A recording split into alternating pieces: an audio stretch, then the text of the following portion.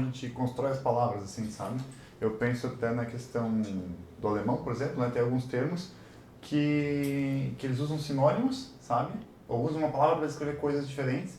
E nossa, essa relação a gente não tem em português, né? Por exemplo, tô falando aqui, me ocorreu um exemplo, né? Faul é uma palavra em alemão que usa uma fruta que está podre, assim, essa fruta, assim, limão está podre, essa maçã está podre, faul. Mas é a mesma palavra que tu usa para alguém que é preguiçoso. É faul, ele é preguiçoso, sabe? E claro, fica um pouco clichê do alemão que só trabalha, assim, sabe? Mas tu vê que tipo, é uma construção que a gente não tem em português, não tem uma palavra que consegue descrever preguiçoso e, sei lá, podre ao mesmo tempo, assim, sabe? Então, em vários exemplos tem, assim, né? Daria pra pensar em mais algumas coisas, assim, sabe? Mas não é nem só uma questão de como que eles veem o mundo, assim, como que eles recebem, né? Como eles passam a ver o mundo, assim, sabe? Como tu recebe a linguagem, já sabendo, tem uma palavra para escrever uma fruta toda almofada e alguém que não tá afim de trabalhar, alguém que não tá afim de estudar, sabe? Então, acho que isso, e a gente vai interiorizando isso, sabe? Então, tipo assim, já o jeito de alguém que tem alemão como a língua mãe, né? Ver uma pessoa preguiçosa é diferente do jeito que a gente vê uma pessoa preguiçosa, né? Tipo assim, hoje eu tô de preguiça, sabe? Pode ser até de certa forma uma coisa positiva, assim, pô, hoje eu tô descansando, tô de preguiça, vou ficar em casa de boa no sofá, assim, sabe? Mas eu acho que isso muda de fato, assim, sabe? Esses acordos, né? Porque a linguagem, no fim, é um acordo, né?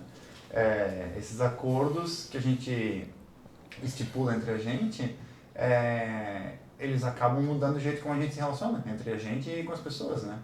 Eu vou pegar uma fala do Guilherme que é bem interessante, que inclusive essa é uma das questões que eu quero desenvolver minha pesquisa de mestrado. Daí a gente parte daqui, talvez se fizer sentido. Você falou de pegar atribuições de uma coisa já pré-existente, Uhum. né? E eu vejo que o que a gente chama dentro da TCC, como eu comentei, eu trabalho mais com a TCC, a gente tem alguns títulos como crenças centrais, digamos assim, como distorções, né? E eu vejo, né, pela prática da clínica, que muitas vezes o discurso dos pacientes, enfim, né, de quem está ali se sujeitando ao tratamento, ele vem com essas atribuições ou que ele desconhece, e daí a gente envolve um pouco do inconsciente, ou ao qual ele atribuiu de uma forma muito incorreta. Então você usou a mesma palavra que é a... Fala. Esse daí. Não, Aham. vou me arriscar. Então tem uma, digamos assim, uma pré-definição cultural histórica daquilo Uhum. nessa palavra, né? Mas às vezes a pessoa apresenta, digamos assim, um discurso, então, por exemplo, alguma cadeira, por exemplo. Mas o significante, né, a carga que vem com a cadeira não faz o menor sentido. E às vezes essa distorção, ela vem com uma carga emocional tão grande que é aquilo ali que às vezes, né, nas minhas ideias mirabolantes, é que traz o sofrimento em partes. Bom, pelo menos um viés mais da TCC, da psicanálise, como o Luiz e eu, a gente visualizou, bem mais complexo, um emaranhado de estruturas. Mas é muito interessante ver como que às vezes a pessoa não consegue escutar que tem um outro significado totalmente diferente para ela e de como é muito peculiar essa situação. Uhum. Eu tenho certeza que é bom que a pessoa não escute, porque a partir do momento que, veja, já tem uma carga emocional da palavra que ela possa estar associada a uma ideia, a um Uhum. conceito, uma memória, algo forte. Se ela prestar atenção no que ela está falando, quanta probabilidade ou existência de repressão e recalque tem dessa palavra? Ou até Uhum. um ato falho de esquecimento, tipo, tá fazendo a fala, quando chega para falar justamente a palavra, do branco. Agora, entende? Uhum. Então, é bem interessante isso que tu traz. E eu até, por algum motivo, pensei na mandioca e no aipim, cara, Vamos é analisar a dois nomes pra mandioca e o mesma aipim, coisa. velho. E isso dá polêmica, Tem dependendo do. macaxeira também, que É, é meu. macaxeira, tem três. Então, Aham. olha a polêmica que dá para os mesmos alimentos. E até mesmo o pão francês, que em Que certos não é lugares. francês, né? É, né? Por algum motivo, eu não sei o nome dele. Mas o como ele também tem diversos nomes. Uhum. E bem, dependendo, por exemplo, se você mora num lugar e vai para outro e pede aquilo, a pessoa vai o que você está tentando me dizer que eu não estou entendendo?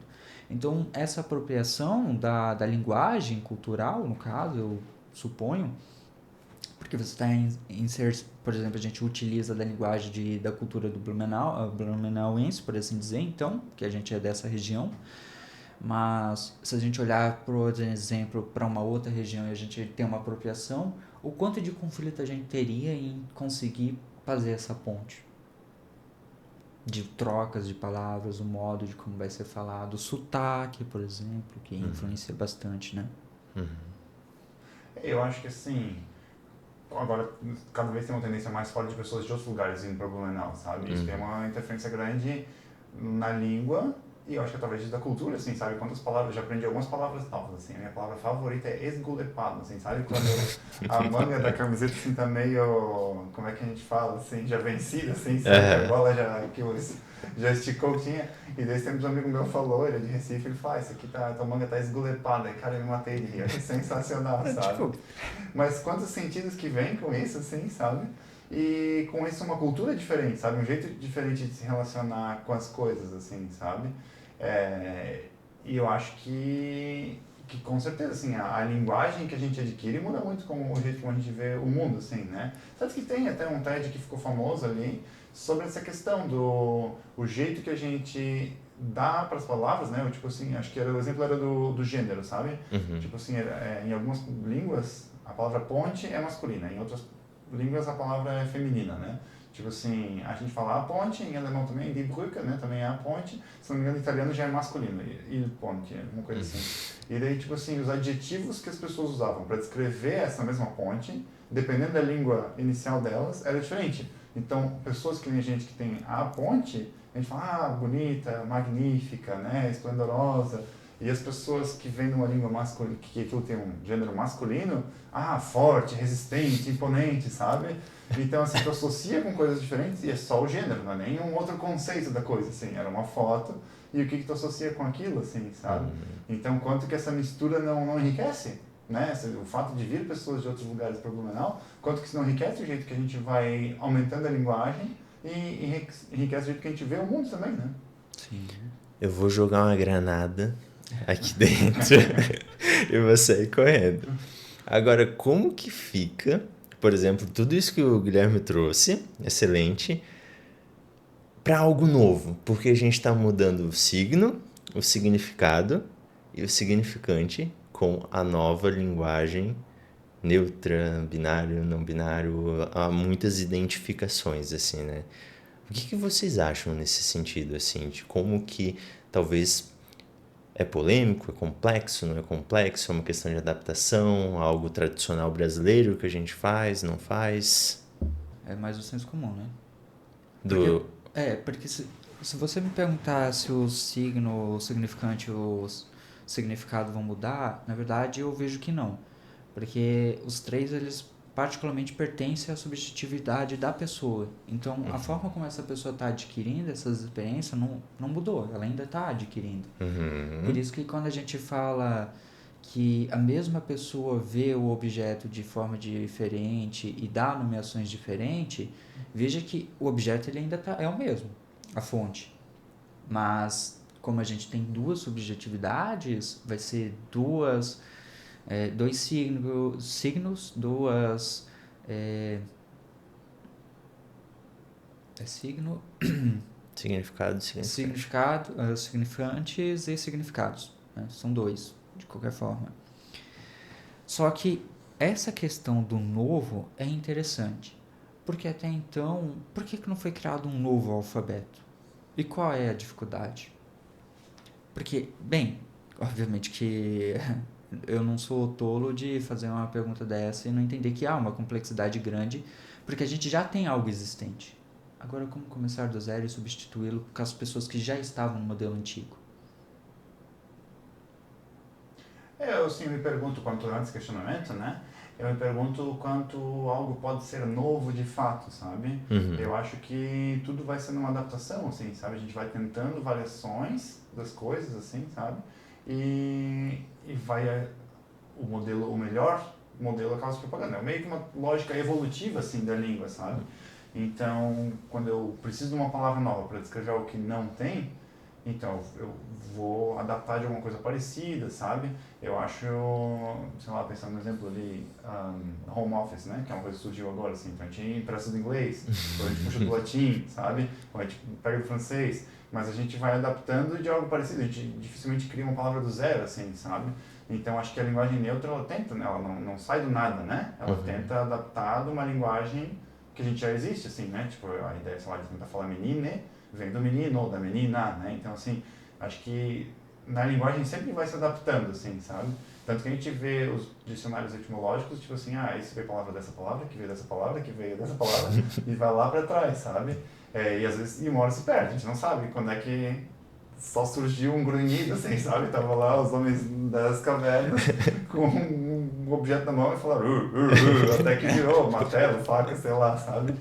Mas assim, a partir dali a coisa vai evoluindo, assim, né?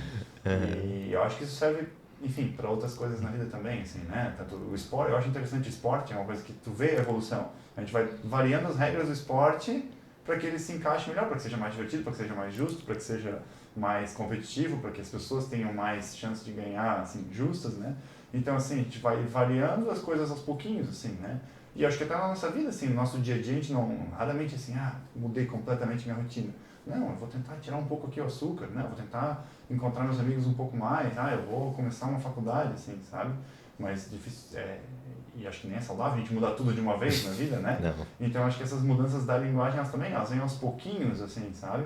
E muita coisa acho que morre, assim, quantas gírias que a gente falava na época de infância que desapareceram, sabe? Que ninguém nunca mais falou, né? Que, inclusive, se você falar, vão te chamar de tiozão. Automaticamente. Acontece cada vez com mais frequência hoje em dia, Então, né? Mas veja, uma coisa que a gente sempre trouxe bastante dos podcasts era a questão da falta e o como a gente tenta dar nome. E veja que quando o Guilherme traz o exemplo do Zombie da Caverna, que daí foi surgindo, então, aquela falta, aquele talvez até um sintoma de angústia por não ter nome, o que é isso ali que tá, mas não tá. Porque ele está presente, mas eu não sei chamá-lo. Não sei dar o nome daquilo. E veja, quando a gente tem um sintoma no corpo, seja uma dor, alguma coisa, a primeira coisa que a gente faz é o quê? Nomear. Dor. Você sente aquilo, mas daí você fala dor. Mas se tirasse isso, o que você falaria? Você sentiria? Esse cara falando disso, assim, me lembrou muito de uma conversa que eu tive com um conhecido meu que é médico. E ele falou assim, cara, às vezes é muito difícil de tu conversar com o paciente, porque ele vem pra ti e fala, cara, quanto mais interna a dor, porque se tu tá com dor no dedo, é fácil. Não, aqui o dedo tá doendo. Minha canela tá doendo, tu consegue reconhecer. Mas dores internas são muito difíceis, sabe? Tu não consegue localizar. Exatamente, tu sente a dor. Tá ali, eu tô sentindo, senão não tem a menor dúvida, tanto que eu vou pro médico, né? Senão não teria ido lá. Mas eu não sei dizer, sabe? E descrever a coisa, assim. E daí ele falou assim, às vezes a pessoa vai dizer, eu tô com tontura. Né? Eu falo assim, tem tontura, quando a pessoa vem com tontura, tu meio tipo, cara, não faço ideia do que ele quer dizer, porque tontura às vezes pra um é tipo assim, me dá uma queimação, dá uma tontura, sei lá, sabe? Tipo assim, o jeito que as pessoas descrevem às vezes não é exatamente do jeito que o médico consegue entender o que tá acontecendo, sabe? E daí eu penso nisso assim, voltando um pouco para aquele assunto que a gente falou dos homens na vida, na terapia e coisa e tal, a hora que tu falou me deu, parece acendeu uma luzinha assim, né? Que eu falo assim, como é que tu falou da questão da falta me gera uma angústia, né? Isso. Então essa falta de não conseguir dar um nome pra coisa me dá uma angústia, sabe? Eu vou pra terapia, começo a falar e daí, cara, nunca falei com ninguém sobre esse tema, dessa sensação que eu tenho. E daí gera essa angústia, essa necessidade de dar um nome para eu conseguir expressar, para eu conseguir falar pra terapeuta, né? Cara, é isso aqui que eu tô sentindo, sabe? Só que é difícil, né? Às vezes é ruim esse processo, que desconfortável ter que achar um jeito de descrever, tu descreve, e ele fica frustrado porque tu falou e não conseguiu descrever. Não, mas ainda não expressei o que eu queria expressar, sabe? E às vezes eu não fiquei pensando agora, né? Se essa angústia não é tão grande, sabe? Tipo assim, de pessoas, e com frequência homens, né? Que nunca pararam para pensar nos próprios sentimentos, no que está sentindo, ele sente tudo aquilo, mas ele nunca parou para descrever ou para falar com alguém. Que ele diz, se eu tiver que descrever tudo isso que eu sinto para alguém, não é possível, não, assim, né? Uma coisa é tu ter um sentimentozinho ruim em relação a um colega da faculdade, tu precisa falar disso com alguém. Outra coisa é julgar nada da minha vida, não sei como é que eu me sinto em relação à minha mulher, não sei como é que eu me sinto em relação ao meu trabalho, tenho até medo de pensar como é que eu me sinto em relação ao meu trabalho, que pode ser que eu ache totalmente sem sentido eu fazer o trabalho que eu estou fazendo, e eu deveria, na verdade, estar estudando outra coisa, fazendo outra coisa, sabe? Só que, tipo assim, e daí isso vai tomando uma dimensão que eu tô louco, eu não vou sentar lá no divã, não vou sentar em sofá nenhum, vou falar com ninguém, sabe? Prefiro continuar no meu trabalho aqui tranquilo, porque tá funcionando, sabe? Tá meta estável, assim, né? Se eu não tiver nenhuma conversa muito filosófica com ninguém, se meus amigos continuarem falando a mesma coisa, do mesmo time de futebol, a gente jogar o mesmo videogame, ninguém vai tocar nisso, eu sigo a vida, assim, sabe?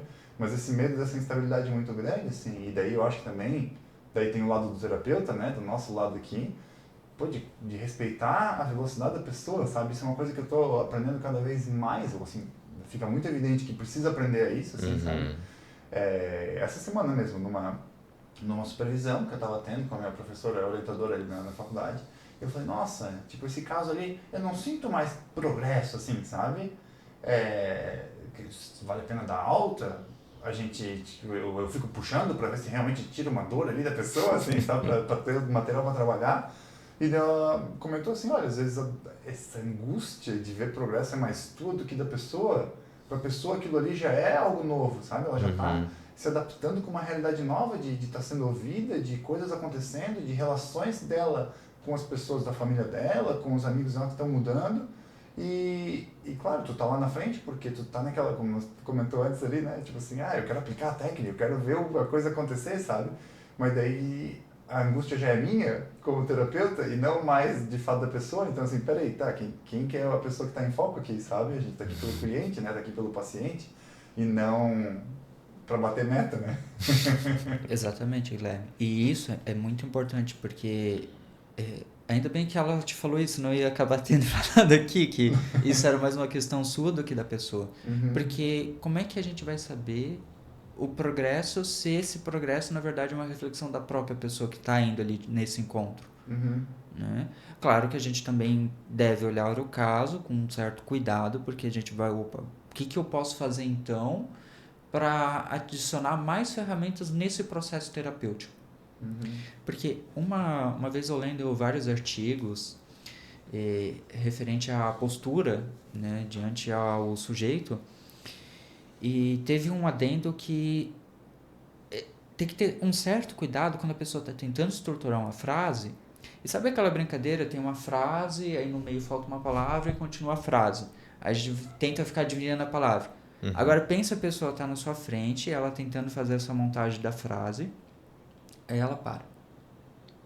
Aí de repente você fala, mas isso que você falou, pode ser que ela teria colocado outra palavra, mas infelizmente o que você falou, você vem de uma posição do outro maior, com uma posição de, não, ele sabe, se eu tô vendo aqui, minha vida tá uma merda, e ele tá aqui para me salvar, de me trazer resposta, ou essa toda fantasia que tem do terapeuta, isso que ele falou, tá, me basta, é isso, e continua a frase, e fica isso ali registrado.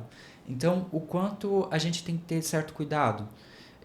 Assim como o Igor tinha falado sobre a maioria das pessoas já vem com essa questão dos diagnósticos prontos. Eu acho que assim, só fazendo um comentário aí em cima desse tema ali, né? Eu acho que mesmo que a pessoa fosse usar exatamente a mesma palavra, sabe? Deixa ela fazer essa conexão, deixa o cérebro dela fazer essa conexão, sabe? Tipo assim, não, veio de mim, eu falei isso, assim, sabe?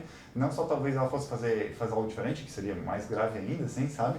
Mas deixa a pessoa ter o momento dela, que às vezes era aquele momento ali que valeria toda a sessão, sabe? Tipo assim, pô, eu conectei isso aqui, sabe? Eu consegui formular, acho que também tem essa sensação, assim, consegui formular isso aqui, sabe? Eu acho que isso a gente ganha muito já na terapia, o paciente, o cliente ganha muito na terapia se ele conseguiu formular alguma coisa assim, sabe? Sim, de fato. Porque até então o processo é da pessoa. Ela tá ali para fazer esse tipo de construção porque assim, em busca de respostas, mas ela tá se dando respostas. Essa questão do que a pessoa já vem com os diagnósticos, o quanto essa pessoa, quando vai falar sobre a vida dela, ela coloca esses diagnósticos, mas eu tenho TDAH, mas eu tenho ansiedade, eu tenho depressão, o quanto ela utiliza do diagnóstico para representar as atividades, as funções que ela exerce no ciclo social, familiar, em outras instâncias, né? Eu até brinco, às vezes assim, a pessoa ganha um diagnóstico, Daí ela vai na internet olhar o que são as coisas que tem dentro desse diagnóstico, né? E ela vai, tipo, fazer compras, assim, né? Ah, esse aqui eu também quero. Ah, esse aqui eu também tenho. Ah, esse aqui... pensando bem, eu também tenho. E, tipo assim, quanto que ela interioriza daquilo que às vezes ela nem tinha, de sintomas, né? De comportamentos, porque ela viu lá na lista que, tipo, não, essa é a minha identidade, assim, né? E acho que essa é uma luta, suponho que meio comum, assim, sabe? Dentro da psicologia. Claro, tem muitas frentes, muitos jeitos de abordagem, jeitos de ver, visões de mundo, sabe? Mas eu acho que essa coisa, assim, do que eu vejo, assim, nas discussões, assim, né? Parece que é uma coisa comum a todos os psicólogos. Não, cara, tipo assim, você não é o seu diagnóstico, sabe? Quem você é além do diagnóstico e também antes do diagnóstico, sabe? Tipo, tinha uma pessoa toda com... Gostava de futebol, não gostava, gostava de vôlei, gostava de cerveja, de suco de morango, todos os interesses, sabe? Que toda a vida que acontecia antes, assim, tu era só uma pessoa com algumas dificuldades. E claro, assim, né, eu já vi gente de psicólogos, né, ou gente de informação, que recebeu um diagnóstico e falou assim, cara, foi um alívio saber que aquilo tem nome, que tem outras pessoas que têm coisas parecidas e saber como é que eu posso lidar com aquilo. Então, acho que tem essa função, o diagnóstico, sabe? Tipo assim, poxa, eu posso procurar muito mais assertivamente por ferramentas que vão me ajudar, sabe? Mas de novo, assim, a gente tem que ter aquela maturidade de ver, cara, isso é uma das coisas que compõem a minha vida, sabe? Eu sou, sei lá, eu sou marido, eu sou corredor, eu sou psicólogo, sabe? Mas nenhuma dessas coisas é uma descrição completa de quem eu sou, e isso serve pra tudo, assim, né? Eu falei coisas legais, assim, né? Mas daí, tipo assim, o Joãozinho é teimoso. Não, ele é teimoso, sabe?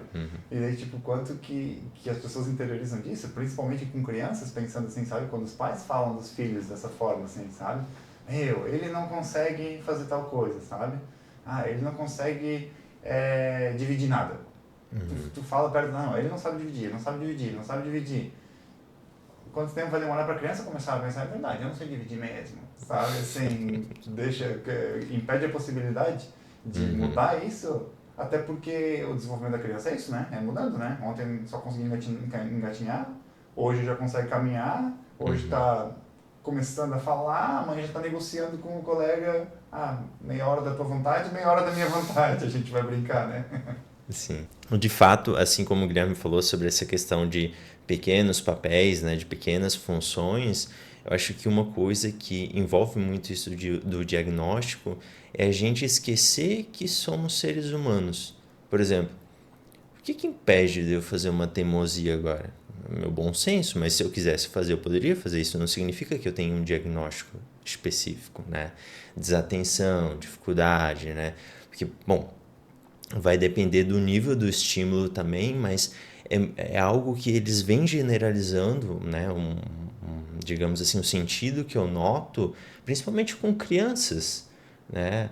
Tem alguns casos familiares onde às vezes a criança é teimosa, é agressiva, não respeita os pais, brotou com um diagnóstico de TDAH, de autismo também. Entende? Mas bom, olhando para o contexto que eu conheço da história, cara, depende muito. É mais provável do que não do que pro sim. Porque também há essa hipersensibilização desses sintomas, ao qual ser pai, ser mãe, que é uma coisa que eu conversei até com a Camila, a gente já conversou em diversas vezes, é um papel extremamente complexo e eu li hoje em algum lugar que ser pai e mãe não é necessariamente algo totalmente novo. Existe uma parte que é o reflexo que o filho causa na gente, porque a gente se vê. A gente vê as manias, as teimosias e como que isso impacta no outro e como que isso impacta na gente. Então, de fato, tem muita informação no século XXI e às vezes fica bem difícil de entender para onde a gente vai, assim, né? Mais da perspectiva do senso comum, assim, né? Vamos dizer, TDAH, sabe? Quando, tipo, não tem o que fazer, não tem como eu trabalhar com ele, atenção, tipo, calma, controle das emoções, porque ele tem TDAH, sabe? E da criança também, sabe? Tirando a responsabilidade, tipo, eu não consigo, não vou mudar mesmo, porque é uma condição minha neurológica.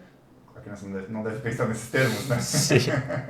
Mas assim, uma condição minha de quem eu sou, eu tenho TDAH, assim, sabe? Então acho que isso, assim, existem casos, de fato, em que a tua biologia vai definir um pouco das dificuldades que tu vai ter que aprender a lidar com isso, né? Não é uma tarefa fácil, né? Pra ninguém. Nem para criança, nem para quem está ao redor, nem para os professores, que tem 20, 30 crianças ao redor e mais 3 lá que são mais espoletas ainda, e nem para os pais, né? Mas eu acho que essa coisa assim, o cérebro está se formando, sabe? E tem todas essas fases que vão ser diferentes para cada criança, e daí parece que assim, tudo que foge da média, do normal ali, assim, tem que ter um nome e tem que ter um diagnóstico, assim, sabe? Tem que ter tratamento, né? Acho que quando entra na ideia de tem que tratar, sabe? Daí começa a medicalização e essa vontade de voltar para a média, sabe? Voltar para o normal, tem que estar no meio, sabe? Tem que estar junto com o resto da galera, assim, sabe? E uma coisa que tu trouxe sobre essa formação do cérebro, eu vejo que às vezes as pessoas elas acabam não botando fé, digamos assim, não sei se como, na capacidade que o nosso cérebro ele tem de criar modulações, novas sinapses e assumir papéis tão importantes, né? Tanto pro lado negativo quanto pro lado positivo. Eu gosto de ver muitos casos de atores que entraram no papel e não conseguiram sair mais. Se um adulto de 30 anos que está fazendo um movimento, a gente supõe de forma consciente, não, eu vou lá interpretar o Coringa porque eu quero, porque eu vou gostar, etc, etc, etc. Às vezes entra nessa espiral e não consegue sair. Imagina uma criança que ainda está desenvolvendo a percepção de mundo, do que é certo, do que é errado. E quanto que é difícil talvez sair disso. E às vezes a gente pega pacientes mais velhos e vê quanto que é difícil. E quando chega para fazer terapia. Porque assim como se citaram os homens no processo de terapia, pessoas mais velhas também têm uma dificuldade de vir, de entender que dá para mudar, que ok, que por mais que está enraizado, ainda dá, ainda tem capacidade. Enfim, além de outros quesitos como os fatores socioeconômicos, culturais, etc. E quando tu falou ali a questão de ter fé no processo, ou como é que tu falou assim, né? Botar tipo assim, fé no processo. Botar fé no processo, né? Eu pensei na questão assim de vir a gente, que descobri depois de muitos anos, né? Com 30, 35, 40 anos. Eu tenho autismo, tô dentro do espectro, sabe? E claro, assim, nível 1, né? Pessoas que têm alguns comportamentos ou alguns processos, né? Que caem dentro do espectro autista, mas a pessoa fala assim, e a vida inteira eu achei que aquilo era normal e criei mecanismos, assim, sabe, de muitas coisas que eram extremamente estressantes, tipo assim, ensaiar a conversa na cabeça, como é que eu vou falar tal coisa, a pessoa deve falar tal coisa, se ela falar tal coisa, eu vou falar tal coisa, sabe, ficar calculando. Mas assim, a gente criava mecanismos, assim, sabe, tipo, a gente tem essa capacidade, o cérebro tem essa capacidade de desenvolver, né? Se desenvolver habilidades, mecanismos para lidar com as coisas, assim, sabe? Então, acho que quando a gente pensa em diagnósticos de, por exemplo, né, autismo, saber que a pessoa também tem capacidade de sozinha criar mecanismos, assim, sabe? Trabalhar isso junto, assim, sabe? Usar essas habilidades, usar os recursos que a pessoa tem juntamente com possibilidades de tratamento, assim, né? Eu preciso ir no banheiro. Porra. Como você estava falando sobre essa questão do cérebro, dos diagnósticos e tudo mais, eu acho válido, eu não falo sempre no pejorativo, também não falo no favoritismo nem no negativo, sabe? Mas é difícil falar que é neutro porque uma posição dessa geralmente não é neutra.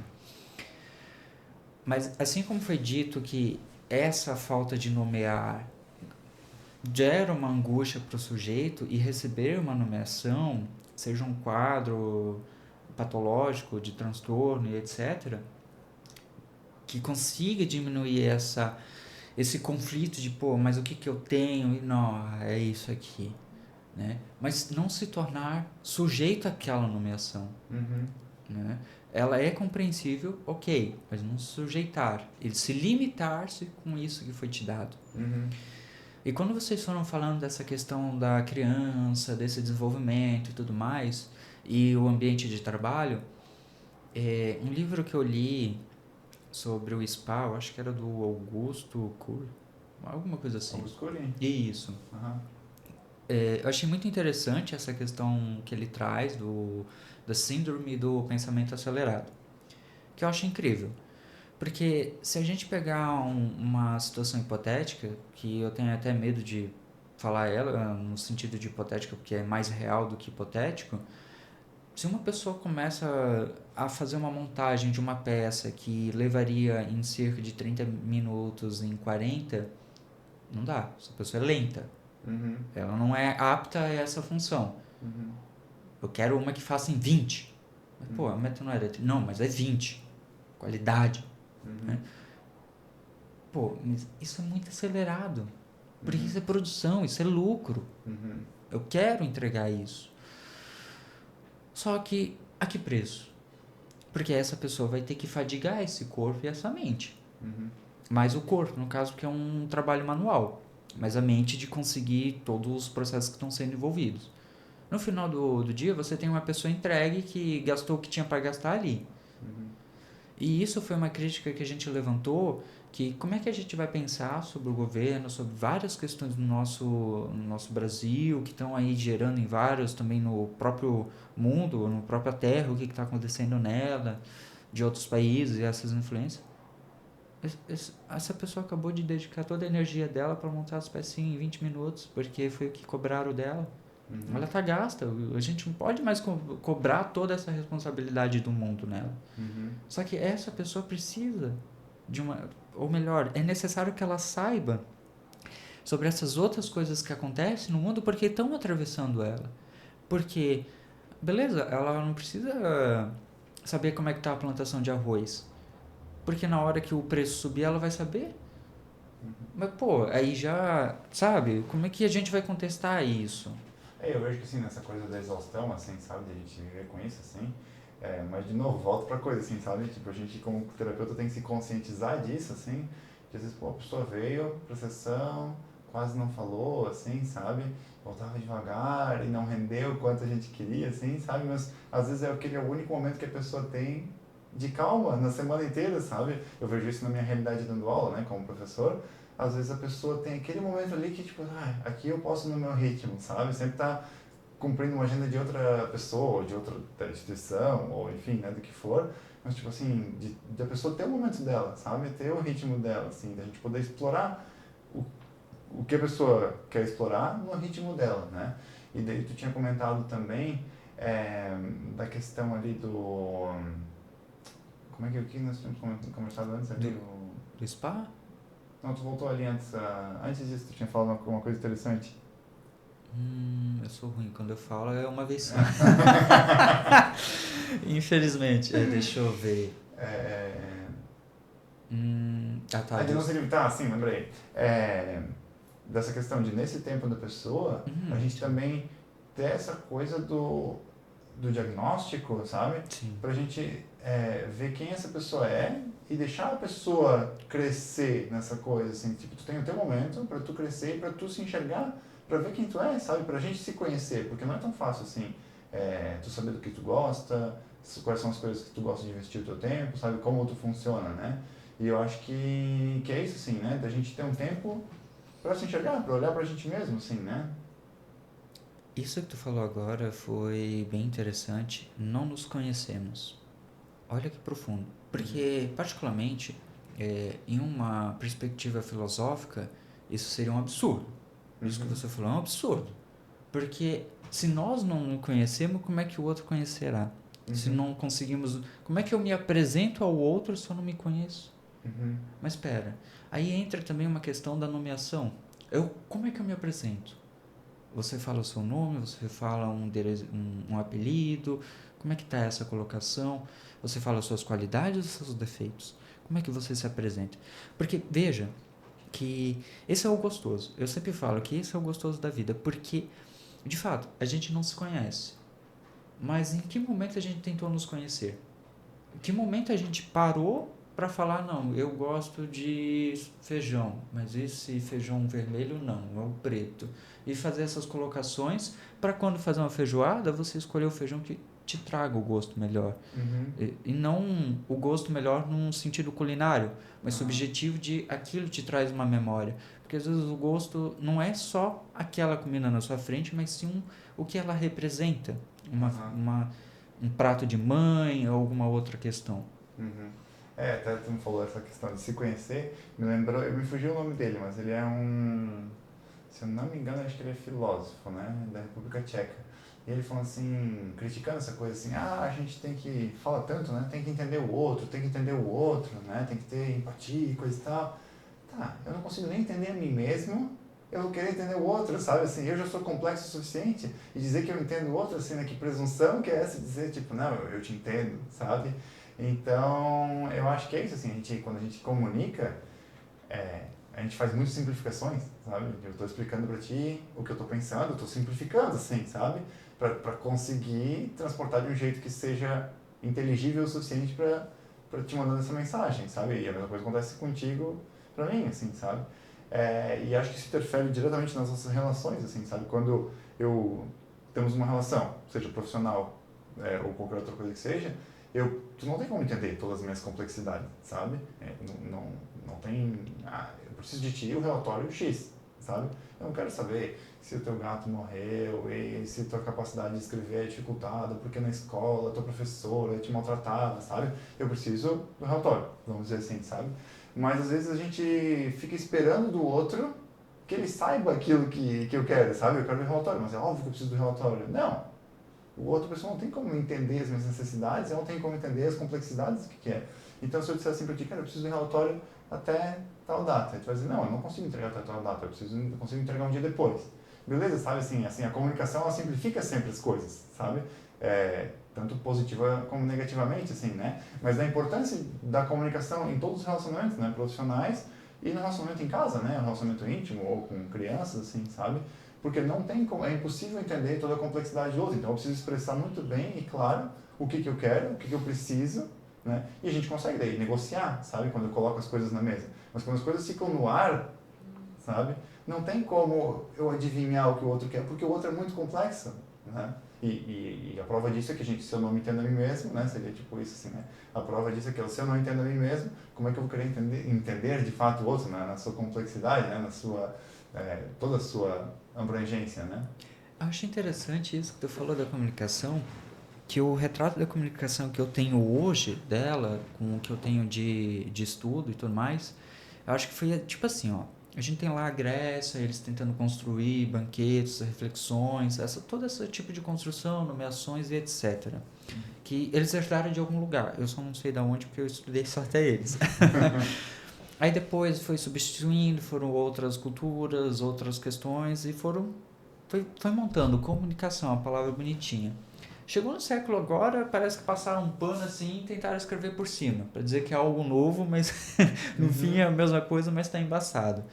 Porque as pessoas se comunicam, mas por algum motivo eu não consigo entender que aquilo é comunicação, porque para mim parece que são duas pessoas falando, mas só falando, porque se escutando eu acho que não existe. Mas como é que você vai se comunicar com o outro se você não está escutando ele? Porque, veja, para eu conseguir conversar com você aqui nesse podcast e para a gente ter as reflexões, eu preciso te escutar. A partir do momento só começar a falar, eu falar, eu não estou escutando o Guilherme. Tipo, pô, calma, como é que a gente vai entender através da comunicação? Porque ambos estão falando, mas estão se escutando. E como isso, eu trouxe o Spark justamente por isso. A gente sempre está nesse negócio acelerado. E qual é a velocidade certa?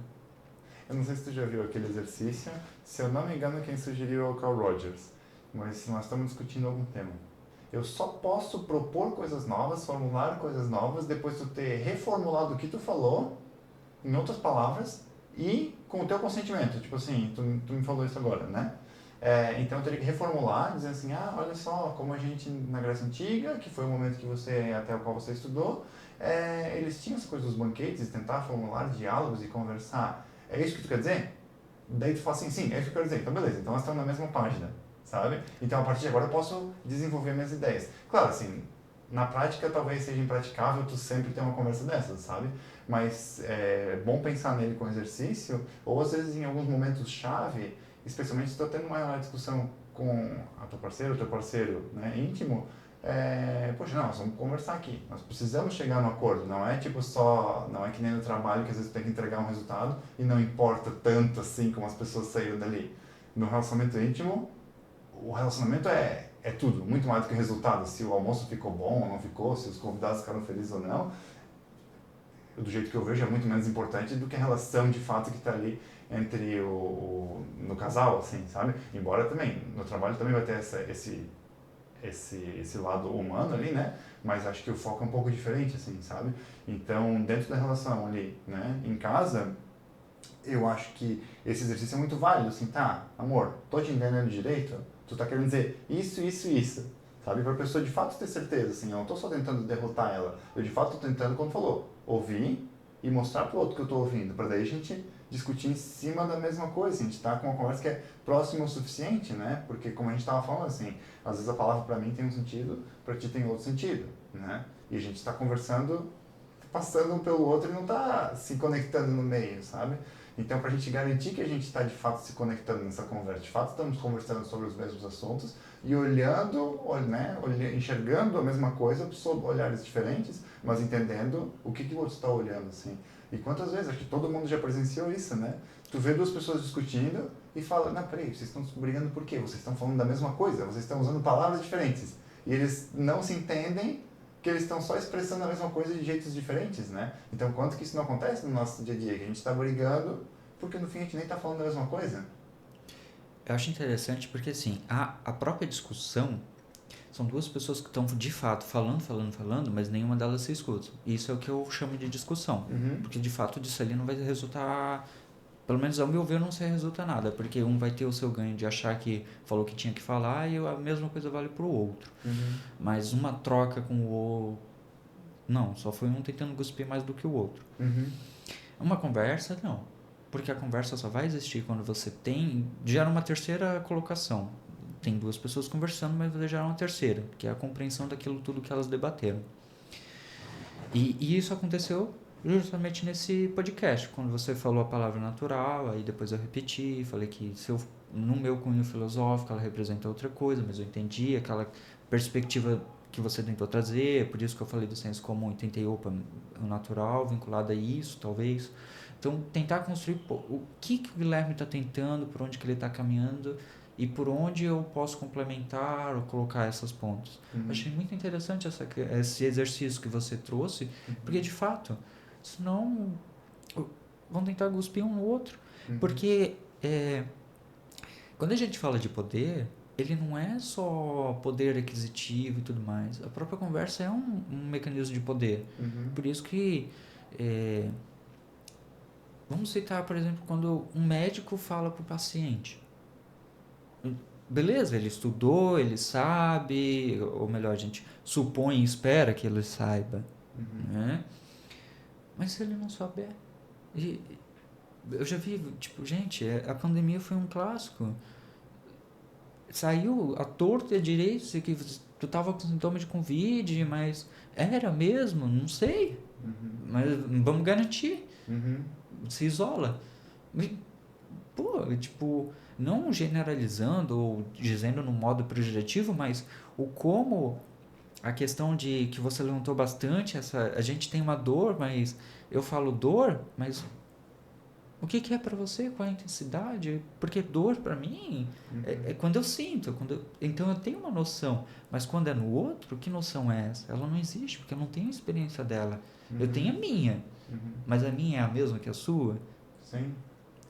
Então começa a ter esse entrelace que de fato nos coloca numa posição que, beleza, ou você tem uma apropriação melhor cultural de uma linguagem, um autoconhecimento, porque querendo ou não, como foi dito, as palavras elas estão colocadas de uma certa construção da tua própria experiência, porque você utilizou aquela palavra e não outra, e a gente sabe que na língua portuguesa a gente tem muitos derivados, a gente fala uma palavra, mas ela tem outra, que pode se encaixar e encaixar mais coisas e dizer o que de fato você está tentando transmitir.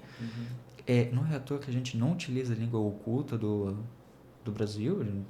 Se você vê alguém falando na linguagem oculta, você vai achar que a pessoa é estrangeira, porque de fato a gente utiliza mais a linguagem, eu acho que eles dizem coloquial, ou mais do dia a dia, para a gente entender aqui, né? Eu acho que sim, acho que tem, com certeza, né? E até a escolha, sabe? A minha sogra, ela trabalha com crianças, sabe? E daí, às vezes ela vê as crianças falando assim, umas coisas absurdas, assim, sabe? Tipo assim, E ela sempre fala assim, tipo, as crianças são de primeira a quarta série, se não me engano. E daí ela fala assim, não é que é errado falar palavrão, ou se expressar dessa maneira, ou ser assim, grosso e grosseiro assim no jeito de expressar. Mas a linguagem que tu usa vai definir muito dos círculos que tu vai habitar daqui pra frente, sabe? Em que lugares você vai estar na sociedade, em que lugares você vai ocupar, sabe? E isso é uma escolha tua, tu não é obrigado a estar nos lugares de educação máxima e tá onde está o dinheiro e qualquer coisa, assim, sabe? Mas vai definir, assim, né? Tipo, se você vai ter um podcast, tu vai ter uma linguagem que tu vai ter que usar para atrair um certo público, para respeitar esse público também, sabe? Eu acho que tem muito a ver com, para se identificar, assim, se a gente usar uma linguagem muito diferente aqui, vai atrair um certo grupo diferente de pessoas para ver, assim, sabe? Então a linguagem, ela define muito de onde que a gente habita, né? Acho que é importante ter essa consciência também, assim, do uso da nossa língua, né? Cara, sabe o que tu falando isso agora? Agora que eu tô aqui, que a gente tá de fato gravando, porque tu falou linguagem para público, eu pensei, cara, mas eu tava só falando mesmo, sabe? Eu não...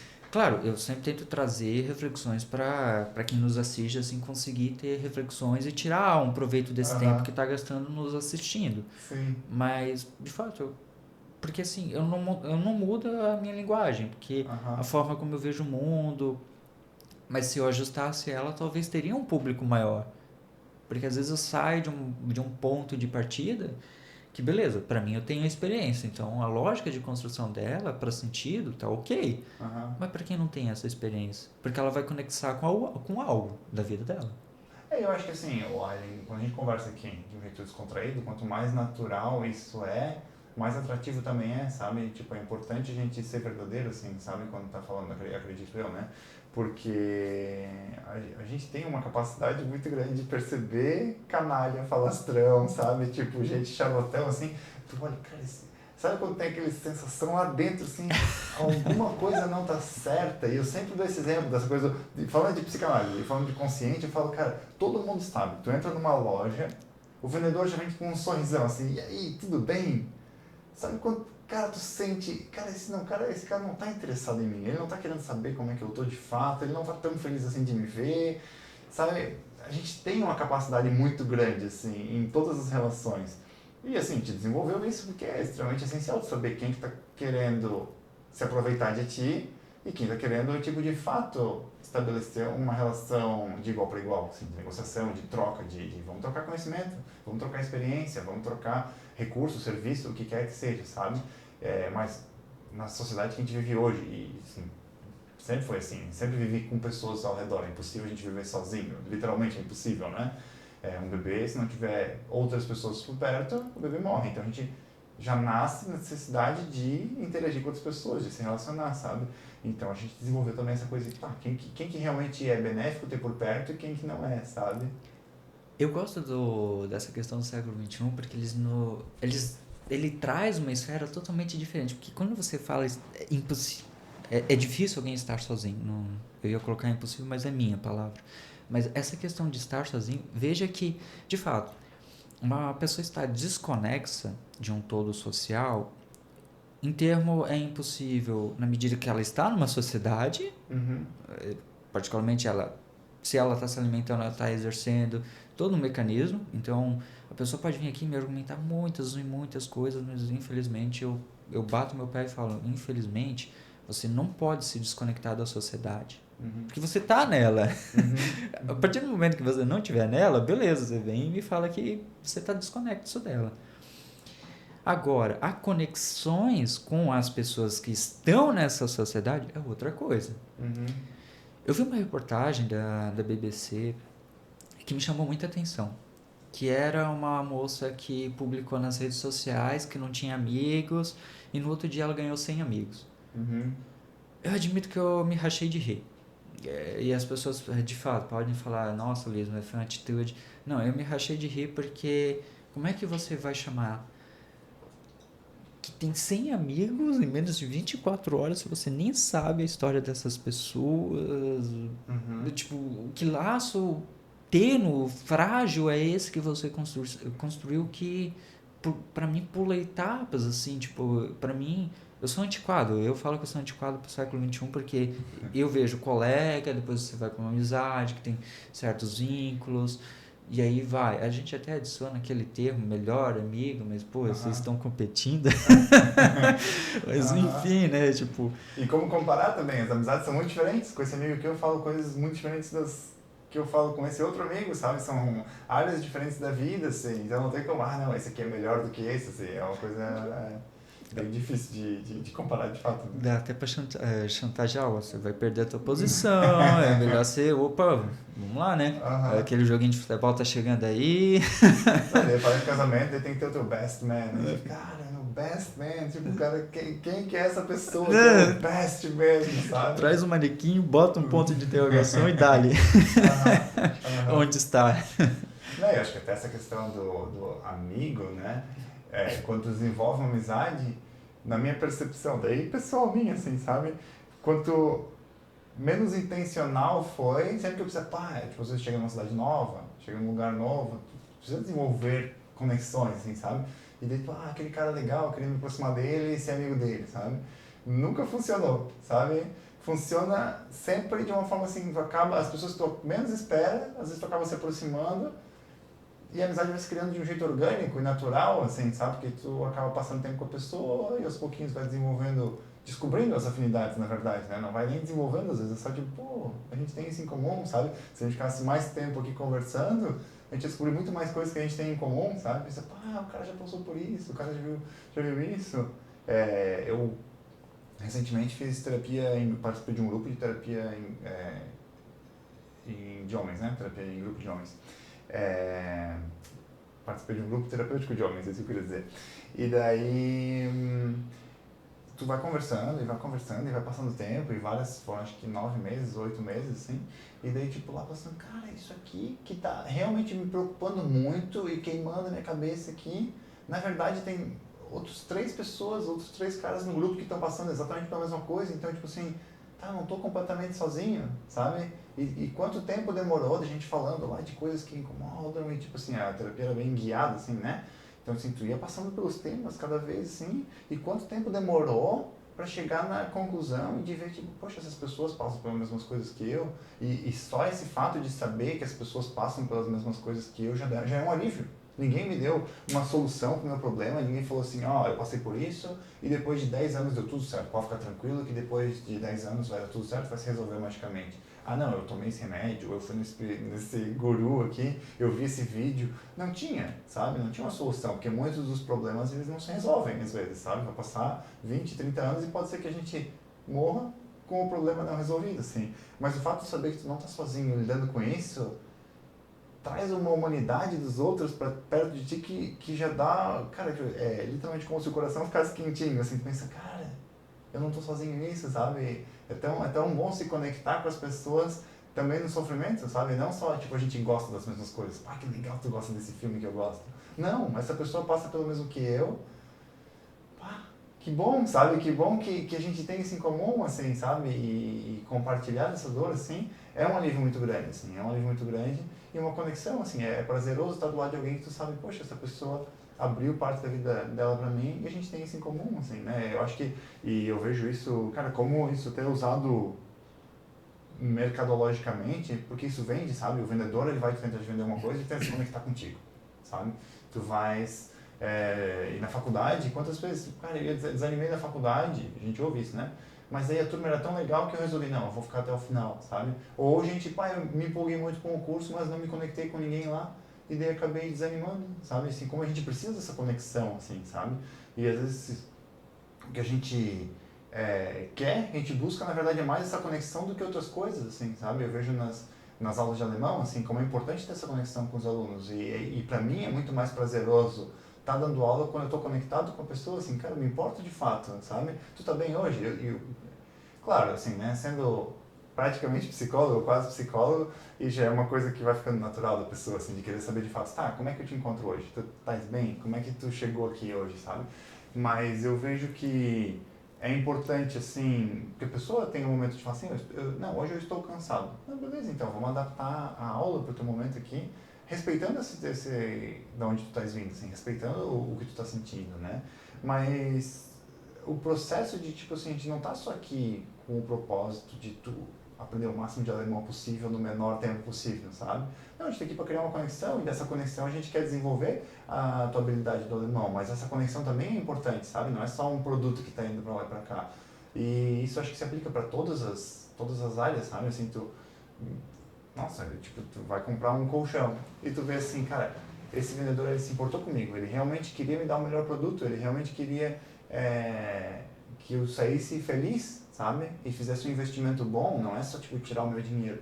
E às vezes tu até para de procurar em outros lugares, pensar, nem preciso mais comprar nada, porque aqui eu sei que a pessoa se preocupou comigo, assim, já tá bom aqui pra mim, sabe? Então acho que a gente busca essa conexão com as pessoas em todas as áreas e isso lidera, né, leva as decisões da nossa vida, sabe? Tipo assim, não sou tão fã dessa atividade, mas como eu tô conectado aqui com as pessoas, pra mim tá bom. Eu acho isso bacana que você trouxe, porque acho interessante sua atitude, né? Porque de fato cria mais sentido para aquela pessoa que está aprendendo nessa construção. Assim como tu falou, a pessoa que vai na graduação e busca esse vínculo, veja que você dando aula, essas pessoas buscam esse professor que dá acesso, né? Porque até então uma pessoa passando por um processo difícil de mal-estar, aprender é mais difícil, porque há outras questões na mente dessa pessoa. Abre-se uma válvula para você ter um escape, diminui essa pressão nesse sujeito que permite também ter mais acesso a esse aprendizado. Bacana. Eu acho que quando a gente começa a estudar muitas questões, assim como eu tinha falado bem no começo do encontro, que a gente vai estudando, vai tentando aplicar, às vezes, a teoria nas pessoas, tem situações que, às vezes, a gente estuda as teorias e quando citam certos fenômenos, a gente, opa, é por aqui, ó. Porque vejo que você falou da identificação nessas relações.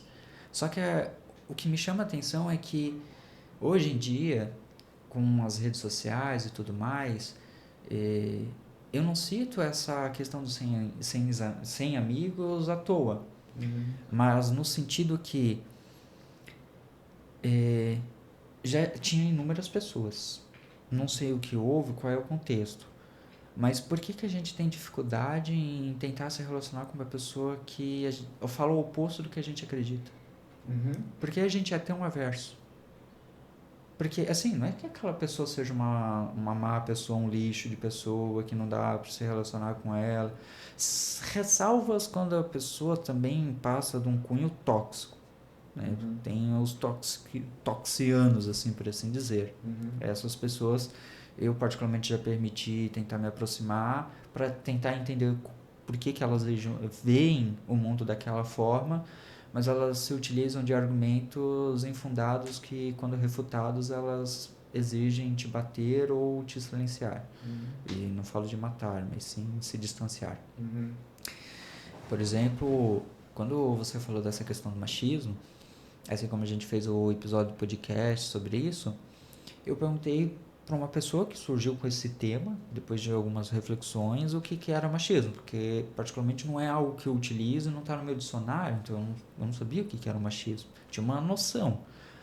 A pessoa foi citando várias e várias coisas de comportamentos, etc., mas ela citou 4 coisas que não era machismo, e literalmente o discurso dela para explicar o machismo era essas 4 coisas, mas nenhuma delas era machismo.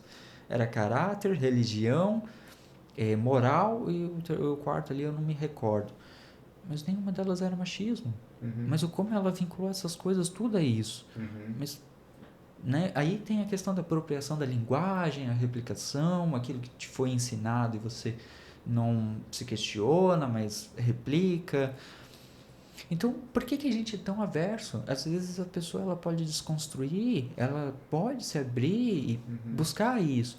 Porque quando a gente fala numa utopia social, uma melhoria do Brasil, tudo, veja que essa utopia sempre está na relação que a gente pega e fala com aquela pessoa que talvez esteja com pensamentos um pouco disfuncionais ou alguma crença que também talvez não seja dela, ela nunca parou para refletir. A gente começa a conversar com essa pessoa, opa, interessante esse seu ponto. E você pode aprender com ela e a gente construir algo que possa ser mais funcional do que a gente já tem hoje.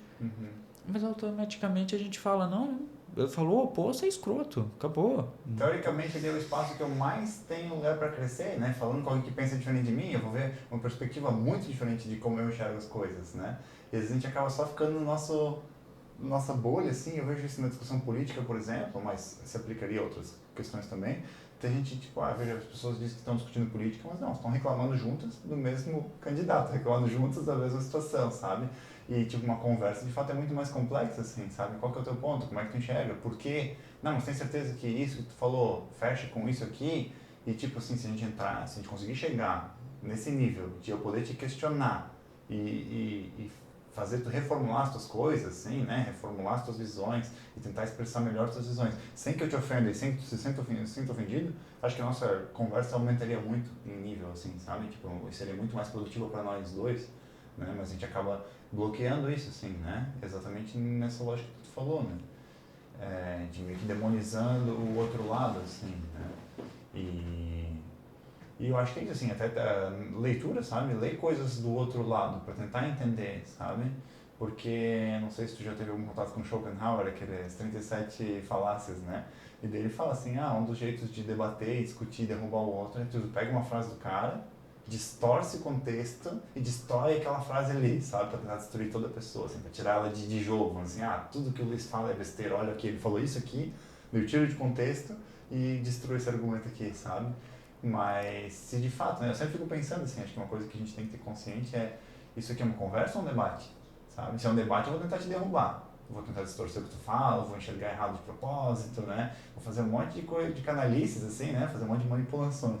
Agora, se é uma conversa, eu vou tentar ir o mais fundo possível para tentar entender, assim, tá? O que tu quer dizer com isso? Por que tu fala isso? Para mim não faz sentido, eu não enxergo assim. Mas será que não tem alguma pressuposto, alguma definição de alguma coisa que vem antes disso que está diferente? Daí a gente vai chegando na raiz das nossas diferenças. A gente vai, e tudo bem, aqui a gente chegou nesse ponto aqui, que a gente discorda nessa crença central aqui, nessa análise, nessa definição básica aqui. E tudo bem, né? Agora eu sei por que tu pensa diferente e até é mais fácil, eu consigo aceitar, sabe, as diferenças de opinião. Só que infelizmente não é o que acontece muitas vezes, assim, né? É difícil criar lugares de conversa, né? Até porque se o outro está querendo debater, tu não consegue conversar, sabe? Se a pessoa está o tempo inteiro tentando te derrubar, tu não consegue chegar tranquilo e falar, não, vamos conversar, eu vou tentar entender o teu lado, né? Porque ela vai distorcer o que tu está falando. Então, assim, entrar numa conversa também é um certo voto de confiança.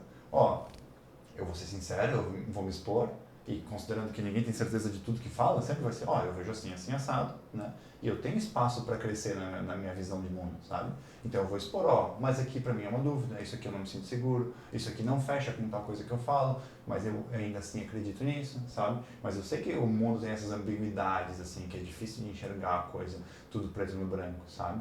Então, a hora que eu começo a me expor, eu tô te dando espaço para tu me destruir, para tu tirar meu tapete, sabe? Tu consegue me derrubar agora, porque eu me expus, eu mostrei minhas fragilidades. Mas eu mostro minha fragilidade aqui, se tu mostrar tua fragilidade ali, a gente consegue conversar num nível muito mais honesto, muito mais autêntico, sabe?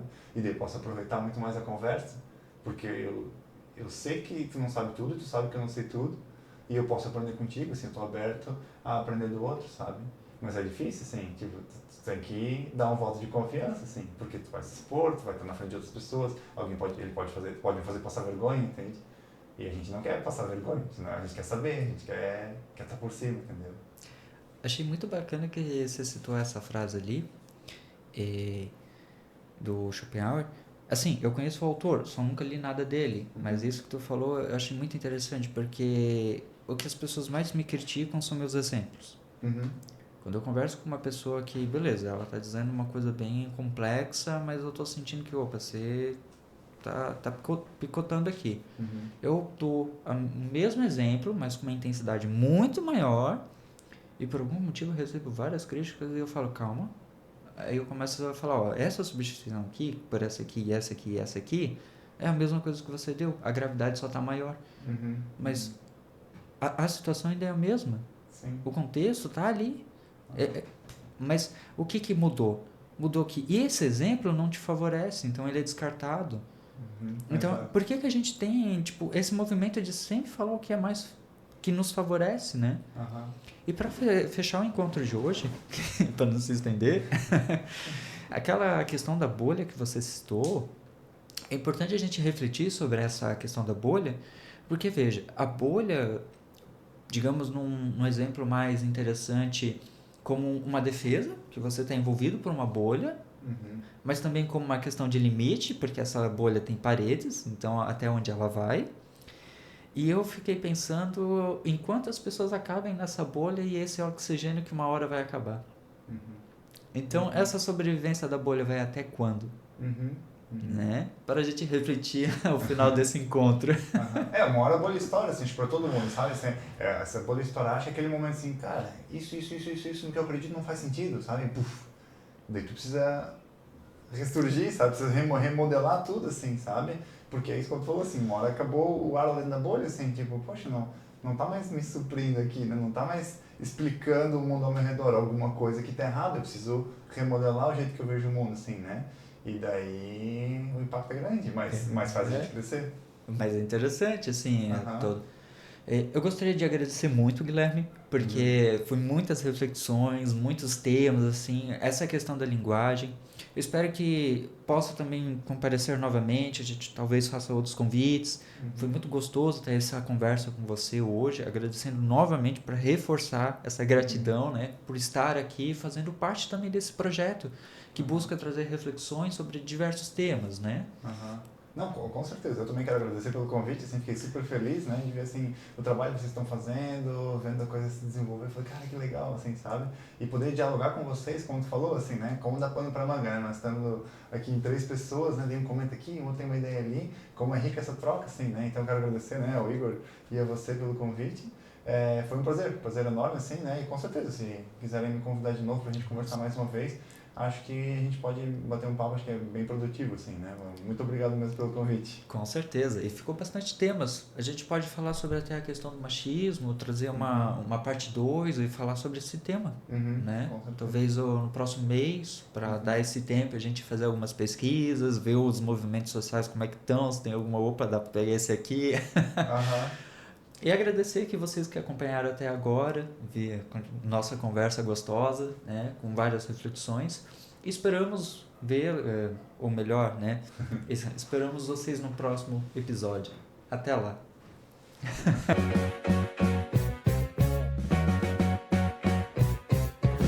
Quer provar uma dose de reflexão? É só seguir o podcast. Novos episódios saem toda quinta-feira.